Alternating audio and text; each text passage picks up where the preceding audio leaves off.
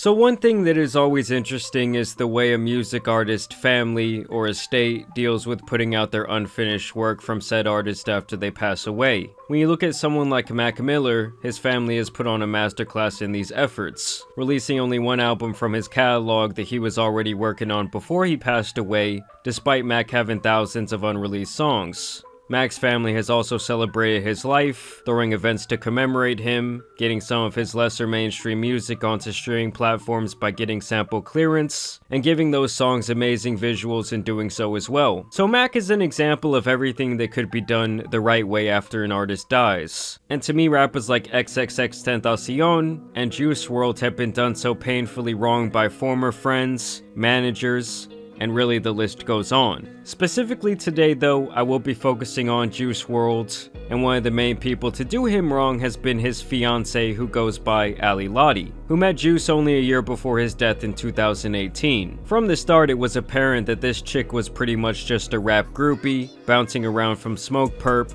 to Offset to Trippie Redd and other rappers before she ended up with Juice. To me, when a woman is going after multiple people within industry, that is a huge red flag. Above that, this woman apparently had some serious criminal charges under her belt before they even met, and the other thing is, when Juice first started blowing up, she didn't even like this man's music and even mocked his breakout hit, Lucid Dreams. And this is why I can't listen to the f***ing radio. I need to stop rappers.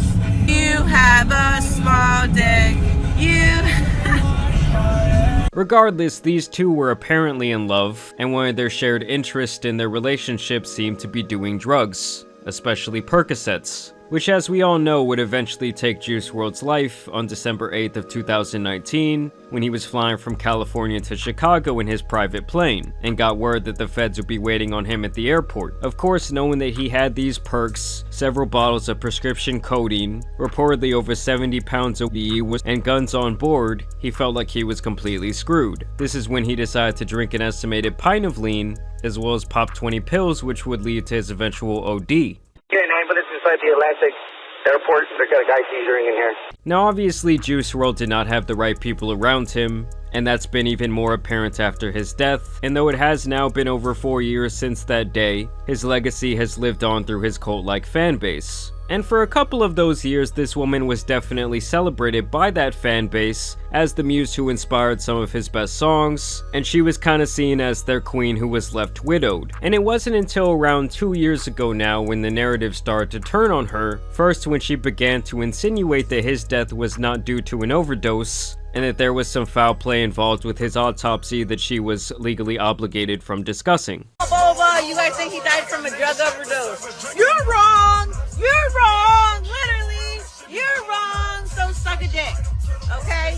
Suck a dick. There's a lot of shit y'all don't know. Now fans didn't really hate on this, as many conspiracy theorists already thought that this might be the case, though I would say that in the end most people did not believe this narrative from a mumbling addict, and I would say the big blunder that she made was starting an OF page, which was originally promoted as a place where fans could see exclusive unreleased Juice WRLD content. And obviously putting this behind a paywall where only she would benefit did not sit right with fans who grew angry at the situation, so eventually she would turn this into a typical thoughty page of herself. Combine this with an incident where she apparently gave a new boyfriend Juice WRLD's Rolex, and he was also pictured wearing one of his old jackets, and that was enough for most people to turn on her. It also did not help when her and this new boyfriend would get locked up together, and it was clear this was someone who was not to be trusted. Now even with all of that being said, all of those things that she had done up until that point were kind of like characteristics of who she showed herself to be while Juice WRLD was still alive. So can you really blame someone for continuing with their tomfoolery?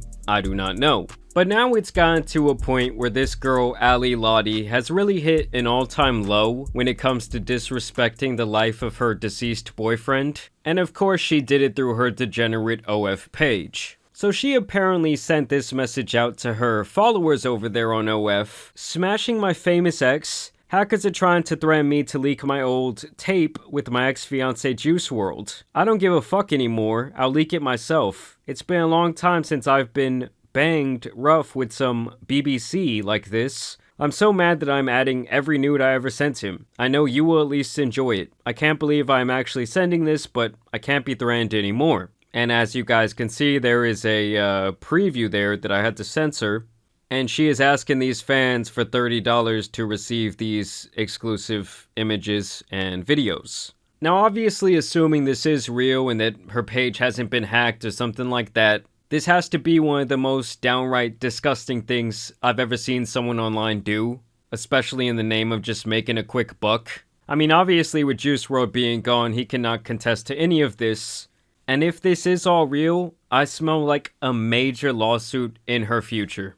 And to make the situation worse, she apparently hit up all these different Twitter pages, who at this point are known for promoting different girls' OF pages through some money under the table, and told them to promote this tape, even telling them to reply that Juice ain't deserve this, shake my head, which pretty much would drive more and more engagement. She apparently responded to all these different tweets, which is like a common OF girl move, with the apparent link to her OF page, where she says, you know where to find it. I mean, when I first saw this, I truly could not believe that someone who apparently loved Juice WRLD, or really someone who loved anyone who has passed away, would do something so disgusting. I mean, obviously their relationship was not the best, with them likely enabling terrible behavior, terrible habits. But even with that being said, why can't you just lay low? I'm sure she's already making a lot of money off of her OF page. And the only reason anyone knows who she is in the first place is because of Juice WRLD, and because he happened to pass away while they were engaged. I guess what I'm trying to say is I'm sure she's already made millions off of his likeness, most likely. And so this is just wildly disrespectful. And this is actually what Juice WRLD's main DJ Scheme, had to say about this entire situation unraveling. At the end of the day, I just feel like